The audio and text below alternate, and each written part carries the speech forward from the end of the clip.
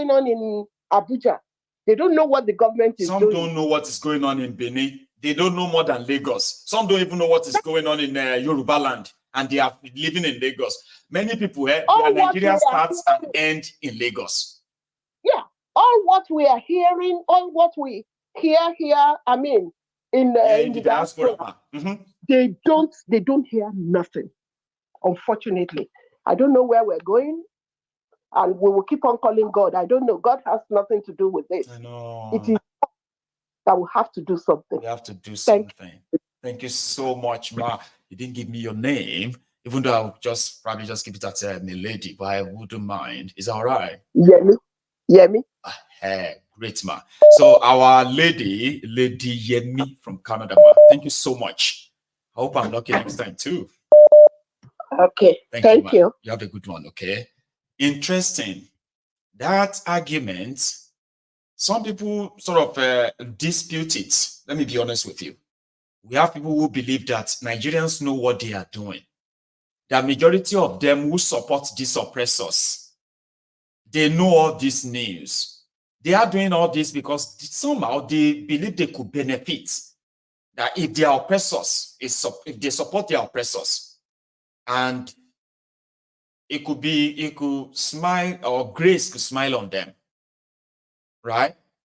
And that is why some of them are subconsciously supporting those whose agenda is to kill them or destroy them. Because to them, maybe if I'm supporting them, they won't destroy me. And if they are kind of giving reward to those who help or support them, maybe they will remember me.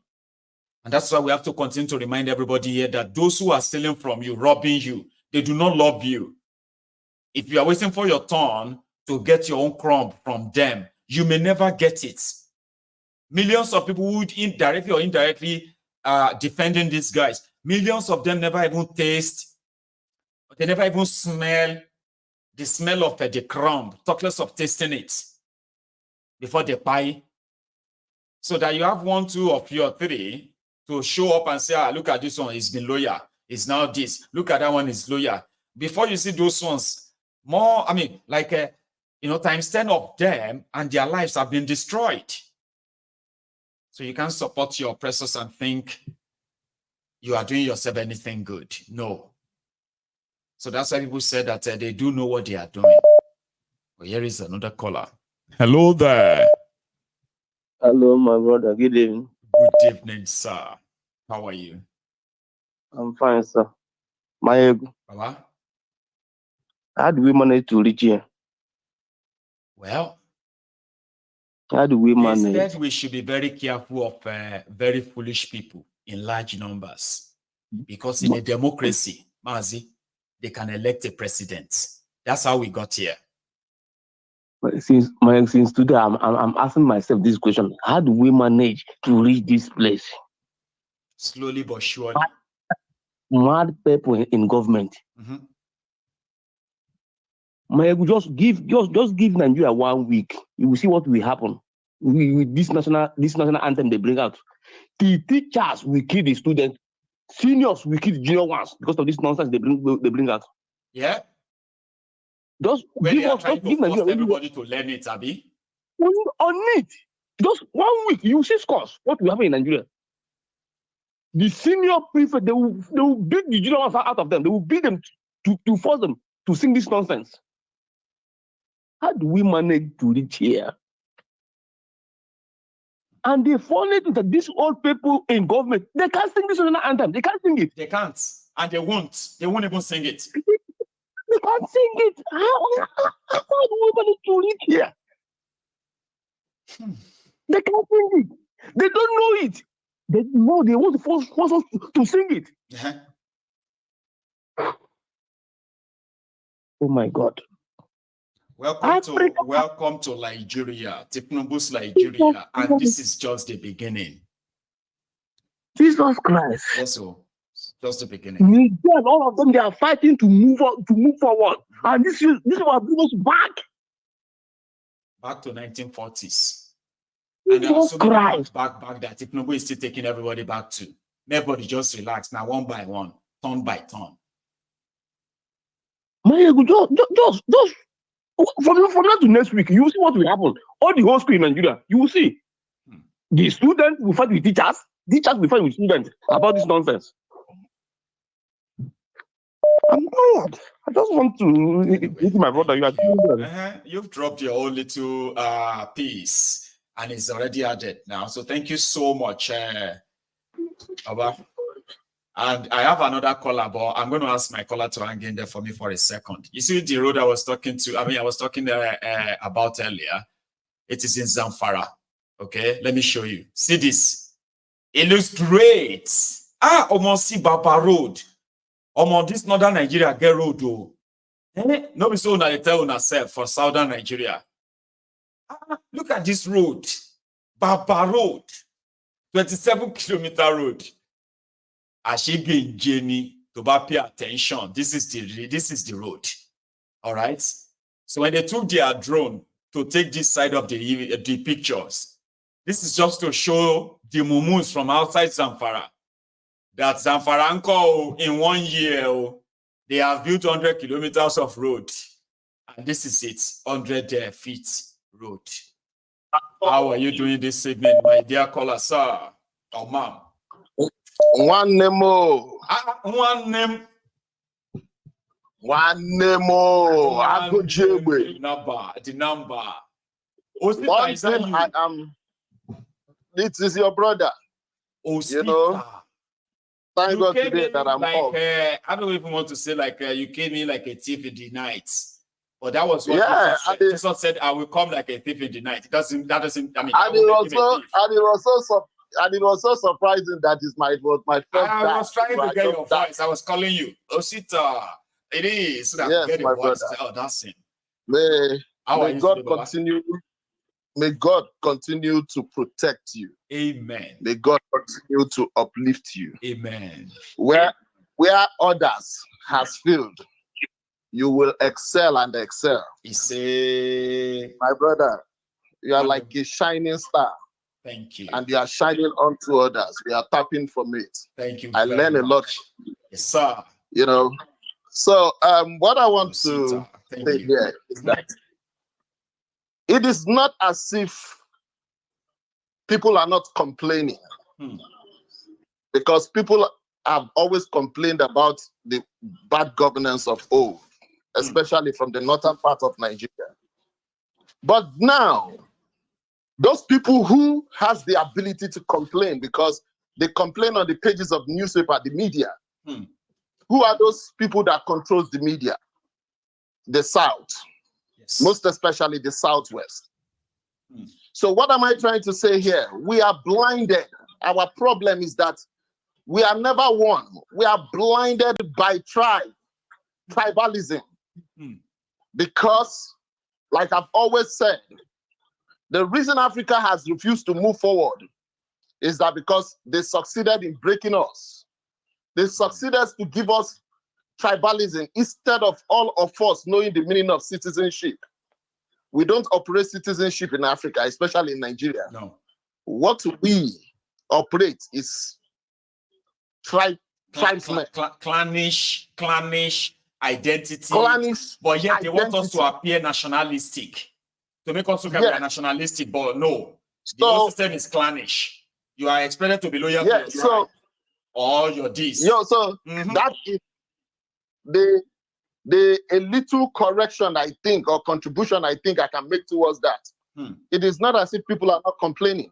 But because of your clansman, not even tribesman. Because when you go to some places, you will see communal clashes just because of they put a local government in this particular place and the other village is not accepting it. They put it there. So because as in Nigeria, the people from there, they are going to think they are superior to us. So because of that, thank you very much. As in Nigeria, as in Nigeria is more than tribes issue, tribal issue. As like you said, it's clan issue. It is. So that is the problem that we are having. On the issue of what they call it, or the national old national anthem, Nigeria. It's what I call it poem.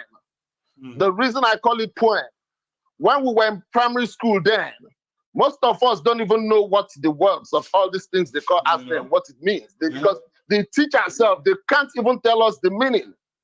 So all we do that time is to blab and sing. And sing. So the truth is, I want everybody to have something in mind. If you think that these people are not listening to us, believe me, you are not being factual. They are listening to us. Yeah. They try to make everything, they want to correct everything that we are complaining about. They think that, oh, if we bring back this old national anthem, then this old national poem, then they can now believe that, oh, people will say that the country is one. Yeah. The country is so divided. We see, look at it this way, Osita. Look at it this way. And this is me trying to want to put something into practical now. So please follow me, okay, Osita. We all know the disparity between the generations of Nigerians in their 50s and 60s compared to the way Nigerians who are in their 20s and 30s, the way these two generations, this generation see Nigeria, okay? You will realize that those who want us to, those who are gaslighting us, that all of us younger people, we have no respect, we have no patience. They are mostly people in their 50s, 60s, okay? So, and these are people who always believe that all of us younger people to this day, we did not want to suffer for anything. We just wanted to have everything. Meanwhile, the generation that had everything, education, scholarship, this, that, employment, right? That generation has denied my generation that. But my generation is being blamed today. So Tinubu and his gang belong to that generation of those who had it all, but denied us everything today. So I'm thinking this old anthem sort of resonates with these older generations, Osita. And somehow, this could be a means of Tinubu trying to further win them over so that they can continue to tell me, they can continue to tell my own generation that it is because we don't understand the wordings of a poem or of an anthem. That is why we don't love Nigeria. Not because these people have failed us, denied us education, denied us healthcare, denied us a country, denied us a citizenship, denied us infrastructure, no security, and no right at all. And all of this, they don't want, they are surprised that we are angry, that we were born into a country that they didn't plan anything for us, Osita. So you see the older generation that are telling us that we are impatient. I think Tinubu is making this anthem for them so that they can continue to remind me that my generation had no respect. That's my own theory on that part. What do you think? Yes, because if you still look at it, it is still division amongst the people. Divide the people so that they can rule better. They still want to put they still want to put a line between you, we, and our parents. I used to tell people, where has respect taken us to? Nowhere. By prostrating to elders, by calling somebody Bodami, by calling somebody aunt. Where has it taken us? If those things has not taken us anywhere, and yet the people, we come to this country. I live in Atlanta. I come to this country and to America, and sometimes even my mom, when she came, she said, "Oh, that your children, they don't have respect." And I look at my mom, because they call my friends by name. They call my friends, if the one that is Jones, they call him, "Hey, Mr. Jones." And my mom said they don't have respect.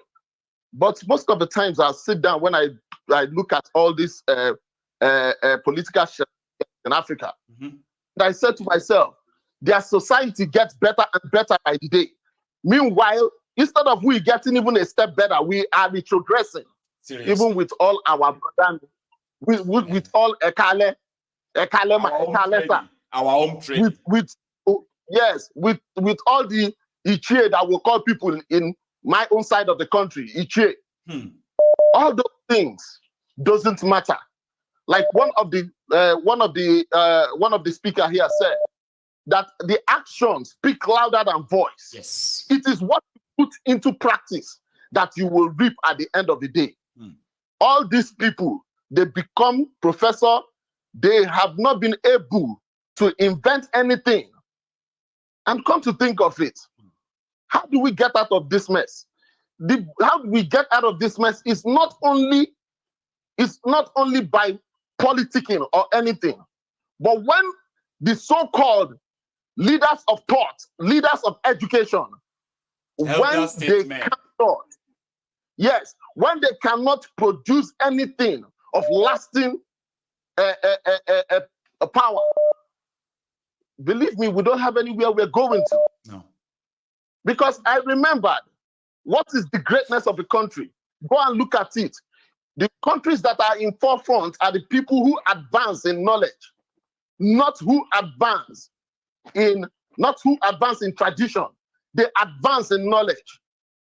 When you look at all those countries, you will see they produce this, they produce that. I remember when I was in junior secondary school, of one professor, a doctor in Obafemi Awolowo University.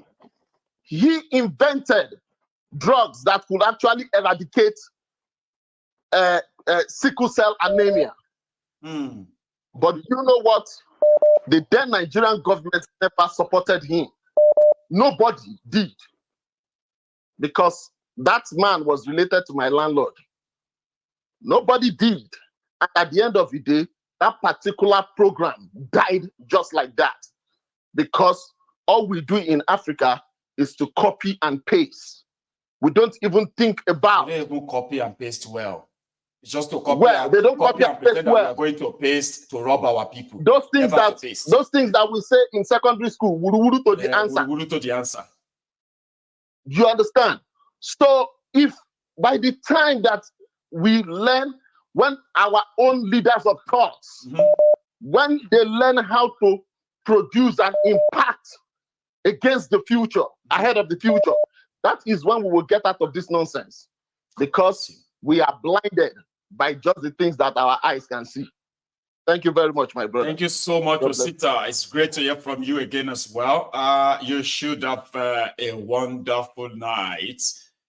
That's brilliant. And that's from Osita. Osita speaks in, he speaks like, the language of the gods, but it's a clear one. Osita speaks in parables. He speaks in narratives that sometimes you have to let him finish, or else you will never get it. Thank you so much for being you. And I have a lady. I want to believe this is a charm. Hello, yes, Michael. Good evening. How are you? Genius. I just told my people the secret, but again, it's so much relieving, right, when it works. But you see, have you not seen me argue with people here sometimes? Oh, is that Benga? No, Mayego, this is not Benga. Okay, hang on. Is that success? Mayego, no, this is not. This is, I say, okay, you know what? I hands off. Anyway, Charm, how are you doing? To be fair, like 90% of the time you get it. Yeah, you get it right. Though. It's because you haven't changed your profile. The day you change that was going to be a problem. Okay. That would be the day. So that would be the day you will call in, right? And then you'll be expecting me to know that it's Charm, and I'll just like, hello there, and you'll be like, hello, and I'll be like, yes. I like, yes. I say, come on, talk. Who is this? So it's Charm. You get it? So, I mean, it happens, right? Yeah, it does. Thank you so much, lady. Please, Charm. Okay, so there are a few things. I just wanted to talk about, which is, obviously everyone's talking about the anthem. All right, so my question on the chat is, who is going to gather the Fulani terrorists together and tell them that they have brotherhood? Who is going to go to that forest where those people are living and gather them together and teach them this? And say, you see this person that you are kidnapping, that's your brother. I know. Who is going to go there? I think they would have to actually tell the committees that they are setting up to teach us all this. That's a very vital one, though. Like, who is going to go teach them? And tell them just brothers in brotherhood we belong. That in brotherhood we stand. So that person that you are kidnapping and that you are killing, now that's the brotherhood that they're talking about. Grab you, some of them go use your neck, right, to practice how to cut off head. And then they go tell you, say, who told you we are brothers? Are you an Islamic brotherhood? You say no, then you are not my brother. See, Michael, I don't know, listening to that man, when he was talking, he was so proud of, when I was thinking about this thing, this is what I was talking, I was like, look at this idiot. Did they tell you that anthem is the people's problem? No. Did they tell you that, that when you sing the anthem, magically, you're going to be able to fill your tank, and you're going to be able to afford rice, and you're going, the infrastructure are just going to appear because now we're all a brotherhood. In this brotherhood we stand. I don't know how delusional. God damn it, man. How delusional the people in that place are. They just don't seem to be thinking. They don't, and I don't know, like the lady that was talking, this is part of the problem that we have in our country. I like the fact that she stood up and was saying that, democracy hasn't really earned anybody anything. Our people are still poor. Our people are hungry. They're not educated. Nothing seems to be on an upward trajectory. And here we are trying to celebrate a hopeless 1 year with no end in sight. And then you have the Speaker of the House telling her, but democracy got you here. That's not what she's talking about. The way he tried to belittle her and just minimize what she was saying. And then she started to, and then the sir, which is where I think what Osita is talking about in terms of respect. There's a lot of problems we have in Nigeria. There's wealth without enterprise. There's respect without merit. I personally believe that, you have to teach your children respect, right? My kids are not gonna meet my mom and call her by her name or anything like that. No. Because, I just feel like there's certain things, especially in certain places, that you have to teach them respect. But then there are some certain situations. It depends on what respect. You know what somebody said too, Charm. I'm sorry to cut you short, right? But you will continue. No, that's fine. It's a discussion. So it's fine. So you know what? People says sometimes disrespect and respect of a thing, right? It is argumentative. Okay. So if somebody is not calling you by anti-charm, that could be very rude from where we come from, right? But somebody who is calling you anti-charm, but they are so disrespectful, like we call them spoiled kids, right? So what value? But when you look at some of these our children here, they have something called the personal or humanity sort of a relationship where we teach children never to be bullies, never to be kind of, all of this. And there are many children here, including white kids as well, who are really, really respectful without having to say, to prostrate or kneel down or do all of that just to show respect. Why majority of us will prostrate, will kneel down? But we are not straightforward. So I don't disagree totally, because I think the point I'm trying to make that there are certain places where you need to put respect aside, in the sense that if you haven't earned it, right, don't expect me to give it to you. No. It's like going to an office and you're being respectful, but you're not doing your job. I don't know if you understand. There are certain places like the place where she was talking, the lady who was talking to. Rather trying to put her point across regarding the democracy and the celebration of it. She wasn't talking to her father. She's talking to a colleague. He's a peer. So there's no that other sir and sir. That's not required as far as I'm concerned, because all of you were quote unquote elected. Yeah, you're colleagues, right? You're all quote unquote elected or selected or whatever. Yes. But when you come to that floor, you're all equal. There's no sir, because you could see that she was trying to be, respectful of him, but still trying to get her point across. They were intimidating me. I saw it, and I pointed that out. Like they are trying to intimidate her to say, "Oh, you wanted to sound like you are not like us, Abi. No, you are one of us, John. Stop, sit down." And she won't. Exactly, and she kind of, quivered a little bit, but she still tried to get her point across. Now, in those kind of scenarios, right? I'm a lawmaker just like you. I'm elected just like you. And I'm not going to call you sir. I'm going to pay I'm going to speak as I ought to speak, and then yield my time when I'm done. That's right. Okay, but I'm not gonna be doing so. And so I understand where Osita is coming from. I understand where you're coming from. But there are certain situations and there are certain places where I'm not going to do a sir, madam, or whatever, because we're all elected. We're all there to do a job. I'm not there to do eye service, so to speak. Feel like, okay, you're respecting me. And I'm not there to sort of exactly. I'm not there for your favor. I'm not there to make you feel good. So I think that the questions around respect is subjective. It is. It's not like in totality. No. It's subjective. That's what I believe. But I still understand where he's coming from. But anyway, I don't really have a lot to add to this conversation. You've done well enough, though. So thank you, Charm.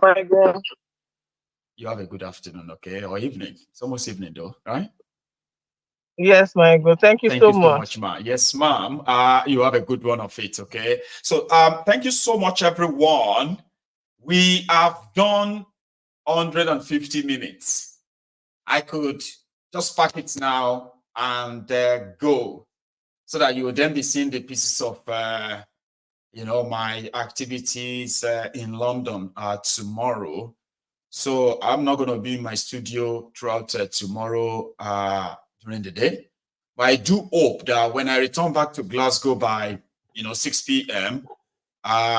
Glasgow time tomorrow, just maybe I could just stop by and have a wait time with all of us on the program, just like this. So I want to say a big thank you to every one of us tonight. In order just, so I can have a bit of a time saved, we could spend another half an hour, of course, but I told you from the start, we won't. So thank you for tonight. Thank you for my cups of coffee as well. Please, if you are still here and you haven't really, or you joined us at midway, right? You need to watch this from the start. Again, it is Kolu and his gang and their stunts.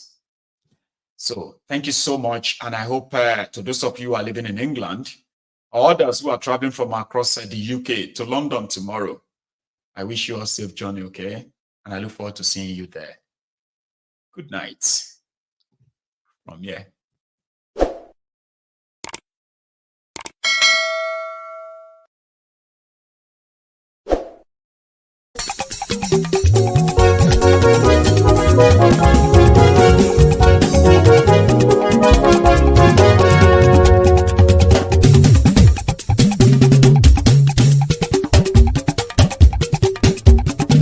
Mayegun làwa mọ̀ làmọ̀ tó dòdòdò. Mayegun dayari Mayegun number one. Mayegun làwa mọ̀ làmọ̀ tó dòdòdò. Mayegun dayari Mayegun number one. Mayegun ti dé o ọ̀rẹ́ ara ìlú. Mayegun dayari Mayegun number one. Lórí Facebook, lórí YouTube. Mayegun dayari Mayegun number one. Gbogbo bó ṣe ń lọ ni Mayegun já wa sí. Mayegun dayari Mayegun number one. Àṣírí ọ̀jẹ̀lú kì í bò níbẹ̀ o. Mayegun dayari Mayegun number one. Bó bá ṣe eré àní Mayegun máa wí. Mayegun dayari Mayegun number one. Ó sì tún ṣe eré wàá gbọ́ níbẹ̀ o. Mayegun dayari Mayegun number one. Mayegun dayari political. Mayegun dayari Mayegun number one. Godfatherism kò sí lọ́rọ̀ Mayegun. Mayegun dayari Mayegun number one. Ẹ farabalẹ̀ sẹ́ o kẹgọ́rọ̀ lẹ́nu o. Mayegun dayari Mayegun number one. Àní Mayegun làwa mọ̀ tó dòdòdò. Mayegun dayari Mayegun number one.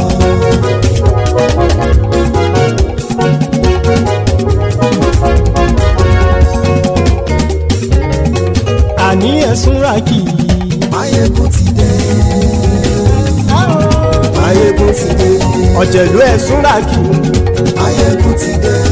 Àní ẹ̀sùn ràkì. Mayegun ti dé. Lórí Facebook. Mayegun ti dé. Àní ẹ̀sùn ràkì. Mayegun ti dé.